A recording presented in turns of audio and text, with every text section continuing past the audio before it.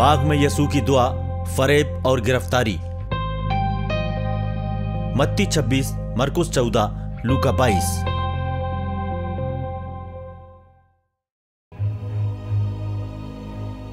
बाहर निकलकर यसू अपनी आदत के मुताबिक जैतून के पहाड़ पर गए। उनके शागिर्द भी उनके साथ हो लिए। यसू ने वहां पहुंचकर उनसे कहा, इबादत करो ताकि तुम इम्तिहान में गिरफ्तार न किए जाओ। तब वो पत्थर फेंकने की दूरी तक उनसे अलग हो गए और घुटने टेक कर उन्होंने ये कहते हुए इबादत की, बाप, अगर आप चाहें तो ये प्याला मुझसे छीन लें, फिर भी मेरी नहीं बल्कि आपकी ही मर्जी पूरी हो। तब उन्हें जन्नत का एक फरिश्ता नजर आया जिसने उनको दिलासा दिया। वो बेचैन होकर और भी ध्यान लगाकर इबादत करते रहे और उनका पसीना खून की बूंदों की तरह जमीन पर टपकता रहा। तब वो अपने शागिर्दों के पास गए और उन्हें सोता हुआ देखकर पतरस से बोले, शिमोन, तुम सो रहे हो? क्या तुम घड़ी भर भी मेरे साथ नहीं जाग सके? जागते रहो और इबादत करते रहो ताकि तुम इम्तिहान में गिरफ्तार ना हो। रूह तो ख्वाहिशमंद है लेकिन जिस्म कमजोर।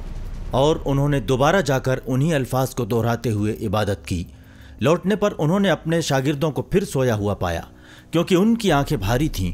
वो नहीं जानते थे कि क्या जवाब दें।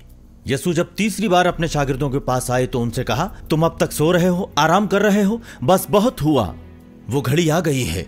देखो, इब्ने आदम गुनाहगारों के हवाले कर दिया जाएगा।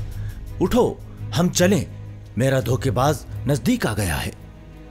यसू ने इतना ही कहा था कि एक गिरोह आ पहुंचा। शागिर्दों में से एक यहूदा उस गिरोह का सरगना था। उसने यसू के पास आकर उनका बोसा लिया।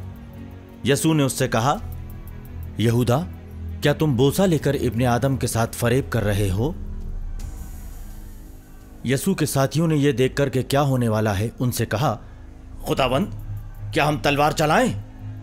और उनमें से एक ने सरदार काहिन के नौकर पर वार किया और उसका दाहिना कान उड़ा दिया। लेकिन यसू ने कहा, रहने दो, बहुत हुआ, और उसका कान छूकर उसे अच्छा कर दिया। इसके बाद यसू ने भीड़ से कहा, क्या तुम लोग मुझे डाकू समझते हो जो तलवारें और लाठियां लेकर मुझे पकड़ने आए हो? मैं तो रोजाना इबादतगाह में बैठकर तालीम दिया करता था। उस वक्त तुमने मुझे गिरफ्तार क्यों नहीं किया?